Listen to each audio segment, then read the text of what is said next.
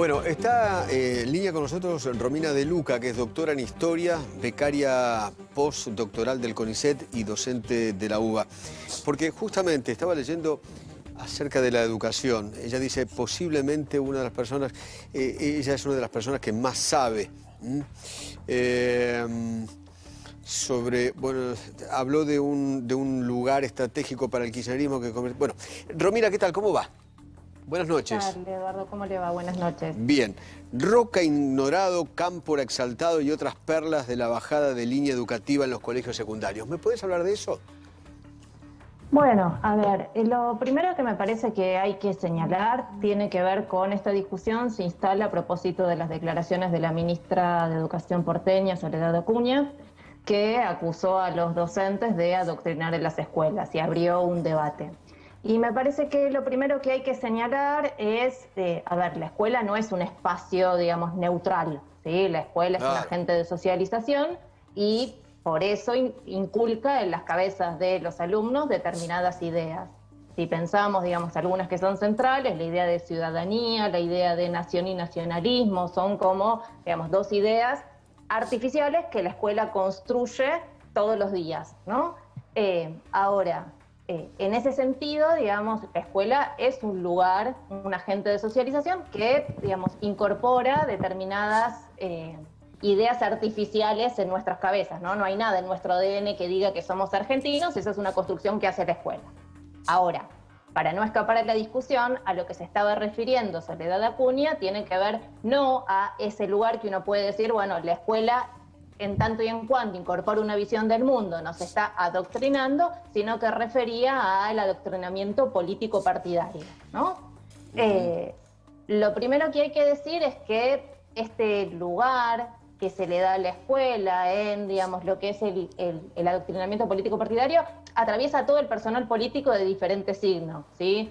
Ella señaló, bueno, los docentes adoctrinan, y quiero recordar el manual del 2018 de AIQE, ¿sí? Que se lo conoce como el manual del sí se puede, en donde, digamos, se denunció al macrismo precisamente, digamos, por esto. Pero, ¿no?, lo interesante acá es ver la reacción del otro lado, ¿no? Claro. En donde, en general, el peronismo de distinto signo y color, peronismo, kirchnerismo, salieron a decir, no, la escuela es un espacio, ¿no?, neutral, y en ese sentido, digamos, no habría ahí digamos, una intervención política partidaria. Y en general, digamos, esto es una gran mentira, o, digamos, es una memoria selectiva, porque cuando uno analiza distintos momentos y distintos aspectos del currículum escolar y de la producción de libros por parte del Estado, encuentra que, digamos, en general el peronismo ha sido, digamos, el adoctrinador por excelencia, no solo por el lugar que tiene en la historia argentina, solo de la democracia para acá, de los últimos 37 años, nos gobernó 24 años, ¿no? Entonces pensemos todas las reformas educativas, todos los libros de textos, todos los diseños curriculares, en donde, digamos, aparecen determinadas ideas que, si querés, ahora, digamos, nos concentramos en esto. Sí. Específicamente, ¿no? Dale. ¿Qué es esto de que vos decís que Roca es ignorado, Cámpora es exaltado y otras perlas de esta... ¿Me podés dar esas perlas de la bajada de línea? Esa expresión igualmente es de la autora de la nota, que es Claudia Peiró, digamos, que vamos a señalarla, digamos, como la autora. Pero en relación a lo que vos decís, y digamos, si fue a propósito de una serie de consultas que ella me hizo, estábamos tomando, por ejemplo, los manuales del Plan Fines 2. Exactamente. ¿Sí? Que es uno de los circuitos de cursado de la escuela secundaria, hoy por excelencia, y va dirigido, digamos, a la franja de población mayor de 18 años. Pensá que en la escuela secundaria, de 10 alumnos que arrancan la escuela secundaria, solo 5 llegan al último año en tiempo y forma. Los otros 5 atraviesan por estos distintos circuitos, ¿no? Este programa es un programa que, recordemos, y tiene mucho que ver con lo que va a aparecer en los libros de texto, ¿sí?, que ha dicho que es lo mismo estudiar en una escuela que bajo un árbol, o en una parroquia, o en una unidad básica. Ah, es lo mismo. Muy bien. Muy bonito. Que sería, bueno, que sería lo mismo, ¿no? Si hay un educador y un alumno, entonces, digamos, es lo mismo. Claro está que no es lo mismo, ¿no? Y ahí es donde uno empieza a encontrar, ¿sí?, esta digamos, este uso punteril y esta paraestatalización de la educación de millones de jóvenes y adultos. En los textos específicamente, digamos, para pensar, por ejemplo, el de historia contemporánea, ¿sí? Es un libro, un manual que editó el Estado en el 2015, ¿sí? Con lo cual, digamos, uno puede tomarlo como ejemplo de qué es lo que ahí aparece. El texto tiene cerca de 200 páginas para condensar la historia argentina de la Revolución de Mayo a nuestros días, ¿sí? O sea, el 2015, en un poder de síntesis obviamente fabuloso, porque pensemos, digamos, el contenido. ¿Y por qué, digamos, tiene este poder de síntesis fabuloso? Bueno, porque si algo caracteriza este circuito es reducir el tiempo de cursada a, digamos, menos de la mitad de lo que se cursa en las escuelas de adultos del circuito formal, ¿sí? Claro. Los bachilleratos de adultos o las escuelas SENS, ¿sí? Tienen distintos nombres a lo largo y a lo ancho del país. Bien, ¿qué aparece en este manual, por ejemplo? Bueno, se prioriza la historia reciente. Claro. En esas 200 y pico de páginas hay 30 páginas que están destinadas a analizar, digamos, la intervención de Néstor y de Cristina en la historia reciente. Lo que pasa es que para este armado punteril paraestatal del kirchnerismo, obviamente la patria comenzó en el 2003. Bueno, no en 1810. Como lo plantean ellos, digamos, lo que ahí aparece es la idea de la reconquista de los derechos. Claro, ¿no? la patria comenzó luego con Néstor. De la historia neoliberal, claro. ¿no? Y el retiro del Estado. Pero en realidad es una historia leída en clave peronista, porque efectivamente cuando uno analiza, por ejemplo, digamos, a partir de qué momento histórico los trabajadores tendrían derechos. Bueno, gracias a Perón, y así se borra de un plumazo la lucha de los trabajadores de principios de siglo. Y más o menos, quizás con Irigoyen. Quizás con Irigoyen también, ¿no? Algo tan elemental como la regulación de la jornada de trabajo, ¿no? Claro. Entonces, efectivamente, es una historia que está leída en esta clave, en donde el peronismo crea la clase obrera y efectivamente dentro, ¿sí? de esa tradición, ¿sí? El kirchnerismo ocupa ese otro lugar central dentro de la reconstitución. Pensemos las analogías que se hacen, ¿no? El voto femenino lo inventa Eva, borrando de un plumazo la historia de las sufragistas argentinas. Claro. El kirchnerismo contribuye en esa historia con el voto joven, ¿no? Luego, bueno, la idea de la conquista de los derechos de los trabajadores y en qué momento los perdieron, ¿no? Yo me acuerdo, por ejemplo, también... Romina, el descanso dominical no fue de Perón, fue de Roca. Claro, pero ahí, digamos, precisamente lo que iba a plantear es, digamos, lo que se borra es la historia represiva del peronismo, claro. Quiero decir, digamos, el peronismo fue altamente represivo con los trabajadores. Si pensamos en la analogía que, digamos, se hacía se presenta a Roca como un asesino de indígenas. Bueno, el peronismo también, con la masacre de los Pilgalá, digamos, aportó a esa historia. Claro. Y además, entender a Roca es entender no solo al sujeto, sino al sujeto inscripto en una historia y poder pensar entonces a quién benefició esa matanza en un momento histórico, claro. Con la expansión de la frontera agrícola, por ejemplo. Y para terminar con los malones, que violaban, robaban, ¿no? Bueno, pero digamos, pero si vamos a analizar, ¿hubo una matanza de indígenas? Sí, claro. Ahora, sí. ¿Quién benefició ese corrimiento y esa matanza? Bueno, a determinada clase social que era la que, digamos, luego iba a ocupar esas tierras. Entonces digo, construir una historia científica es poner estas cosas sobre la mesa. No solo cómo elijo los personajes y cómo, ¿sí?, adultero la historia según, digamos, la construcción de un relato.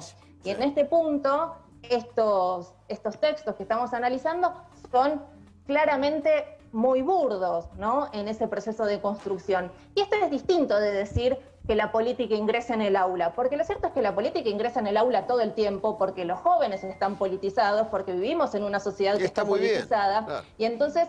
discutir ideas, eso está muy bien, pero es muy diferente de...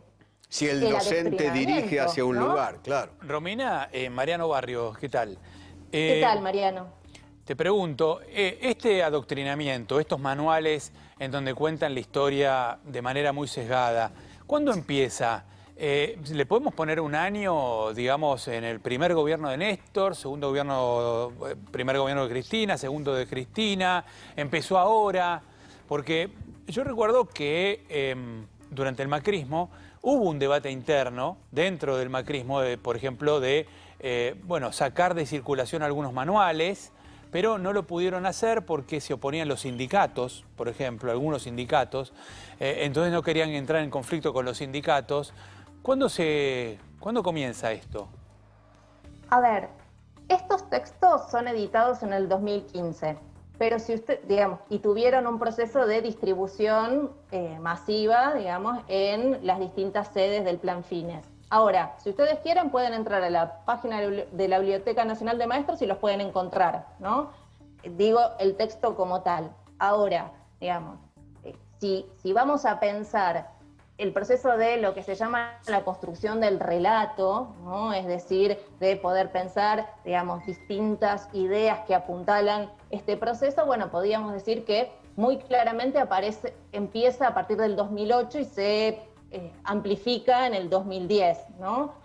Ahora, quiero decir, digamos, esta lectura de la historia en clave, ¿sí?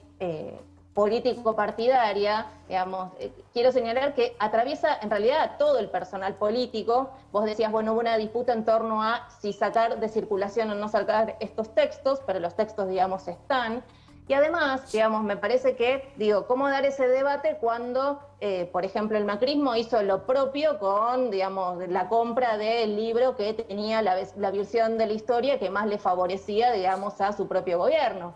Y sin ir más lejos, el peronismo histórico hizo lo mismo cuando fue a exigir para el ingreso a la docencia que los docentes tuvieran carnet de afiliación político-partidaria al partido peronista, cuando controlaba, digamos, y espiaba a los docentes. Si quieren algún día, invítenla a Marina Cabat para que hable de este proceso que es muy interesante para precisamente poder ver esto que yo decía antes, la pata represiva, ¿sí?, que se niega en la construcción de los libros de la historia cuando se ensalza el peronismo como, digamos, casi el creador, digamos, de la clase obrera. Entonces estos procesos de intervención sobre el currículum escolar, ¿sí?, atraviesan a todo el personal político. En términos, digamos, de, si vos querés, educación de jóvenes y adultos en el Plan Fines, bueno, tuvo distintos niveles, porque piensan que en un primer momento se accedía a los cargos con la presentación de un proyecto, y ese proyecto tenía que estar, ¿sí?, adaptado, adecuado a las necesidades de el espacio sociocomunitario donde se desarrollaría ese proyecto, y entonces, digamos, esto implicaba, ¿sí?, un proceso muy subjetivo en el término de, digamos, bueno, qué tipo de historia o qué tipo de, digamos, currículum vamos a contar. Gracias. Y lo otro que me... Sí, perdón, termina, Romina, por favor. No, lo otro que me parece, digamos, que es importante también para plantear es, bueno, efectivamente, ¿no?, acá hay una disputa por los contenidos. Y, digamos, ustedes preguntaban si los sindicatos intervienen en este proceso. Y la verdad es que yo creo que sí tendrían que intervenir, ¿sí? Por lo mismo que planteaba antes, o sea, digamos, la escuela es un espacio, un lugar político. Entonces, digamos, es necesario discutir eso, digamos, confrontar ideas. Ahora, la discusión es hacia dónde avanzamos, ¿no? O sea, se supone que la escuela tendría que impartir conocimientos científicos, y en eso quiere decir precisos, no una bajada de línea política, que por lo general hacen los Baradel de la vida, los de Cetera y qué sé yo, ¿no? Sí quiero decir que es honesto que si, digamos, a ver, si nosotros reconocemos que somos sujetos políticos y que la política atraviesa también a nuestros alumnos, si un alumno nos preguntara, bueno, profesor, profesora, ¿vos qué pensás de esto? A mi forma de ver es honesto contestarle. Ahora, me parece una subestimación decir que solo por eso se está adoctrinando. Claro. Digamos, si a mí en el aula me preguntan cuál es mi posición, ¿por qué la voy a esconder si surge de una inquietud de mi alumno? Ahora, si usted quiere como profesora imponer su idea al resto de los alumnos, eso es deleznable, ¿no?